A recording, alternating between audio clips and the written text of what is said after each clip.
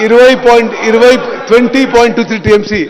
అధ్యక్ష, 38,000 కోట్లతో పూర్తయ్యే ప్రాణహిత చేవెళ్ల ప్రాజెక్ట్ పక్కన పెట్టి 1,47,000 కోట్లతో కాళేశ్వరం ప్రాజెక్టు మొదలుపెట్టి 1,00,000 కోట్లు ఖర్చు పెట్టిన తర్వాత 5 ఏళ్ల ప్రాజెక్టులో 195 టీఎంసీలు ఫర్ ఇయర్, 34 లక్షల ఎకరాలు వస్తాయన్నారు వీళ్ళు.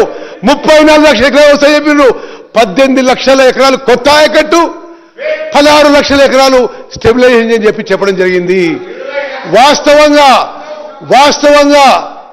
5 ఏళ్ల పాటు వచ్చిన నీళ్లు 101 టీఎంసీ అంటే సంవత్సరానికి 20.2 టీఎంసీలు. 20.2 టీఎంసీలు అంటే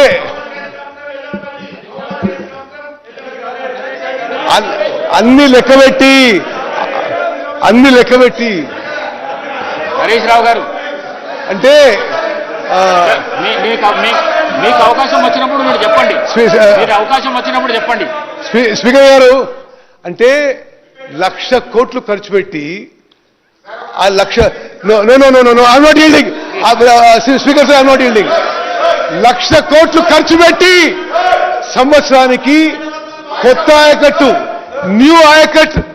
కొత్త ఆయకట్టు 1,00,000 ఎకరాలు కూడా రాలేదు. స్టెబిలైజేషన్ ఇంకో 1,00,000 ఎకరాలంటే మొత్తం కలిపి 1,00,000 కోట్లు ఖర్చు పెట్టి 2 లక్షల ఎకరాలకు కూడా నీళ్లు సరిగ్గా ఇవ్వలేకపోయినారు. 1,00,000 కోట్లు ఖర్చు పెట్టిన ప్రాజెక్టు 4 ఏళ్లలో కూలిపోయింది. అధ్యక్ష, స్వతంత్ర భారతదేశంలో ఇంత పెద్ద man made disaster, financial disaster ఏ రాష్ట్రంలో కూడా జరగదని చెప్పి నేను మనం చేస్తున్నా. మరి అధ్యక్ష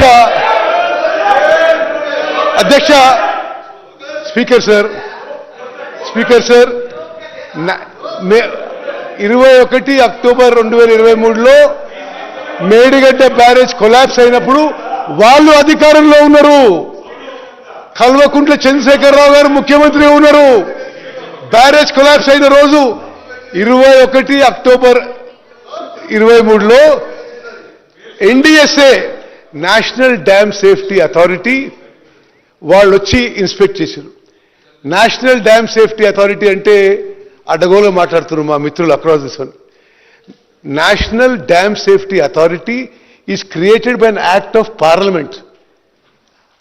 ఆ చట్టం పార్లమెంట్లో వచ్చినప్పుడు మద్దతు తెలిపింది టీఆర్ఎస్ పార్టీ.